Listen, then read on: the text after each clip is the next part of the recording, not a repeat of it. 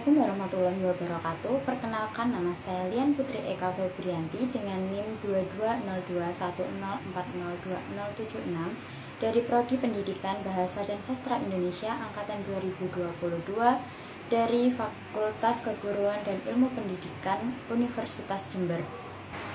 Potensi bahasa Indonesia menjadi bahasa internasional. Banyak ahli bahasa berpendapat bahwa bahasa Indonesia sangat berpotensi menjadi bahasa internasional. Dapat dilihat juga saat ini sudah banyak ahli atau komunitas sarjana dari mancanegara yang mengkhususkan diri mempelajari bahasa Indonesia. Dilansir dari kemendikbud.com, potensi bahasa Indonesia menjadi bahasa internasional dapat dilihat dari faktor yang mempengaruhinya. Secara garis besar, faktor tersebut dibedakan atau dibagi menjadi dua, yaitu faktor intrabahasa dan faktor ekstrabahasa.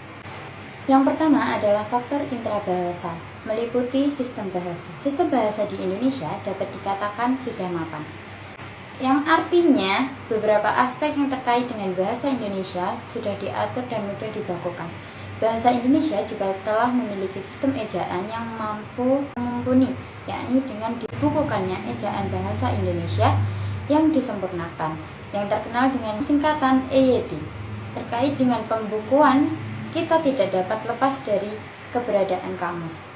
Kamus inilah yang dipakai sebagai sarana untuk membakukan kosakata yang digunakan dalam sebuah bahasa. Dari hal yang sudah disampaikan tersebut, dapat dikatakan bahwa bahasa Indonesia mampu berperan sebagai bahasa dan sarana komunikasi di segala bidang, seperti politik, bisnis, pariwisata, seni, budaya, dan sebagainya. Faktor yang kedua adalah faktor ekstra bahasa. Faktor ekstra bahasa dapat dikelompokkan menjadi dua kelompok, yakni faktor yang dapat mempengaruhi secara langsung dan secara tidak langsung. Faktor yang dapat mempengaruhi secara langsung adalah jumlah penutur bahasa Indonesia dan sikap penutur bahasa Indonesia. Indonesia dengan jumlah penduduk terbesar keempat di dunia merupakan modal yang sangat berarti untuk menjadikan bahasa Indonesia sebagai bahasa internasional.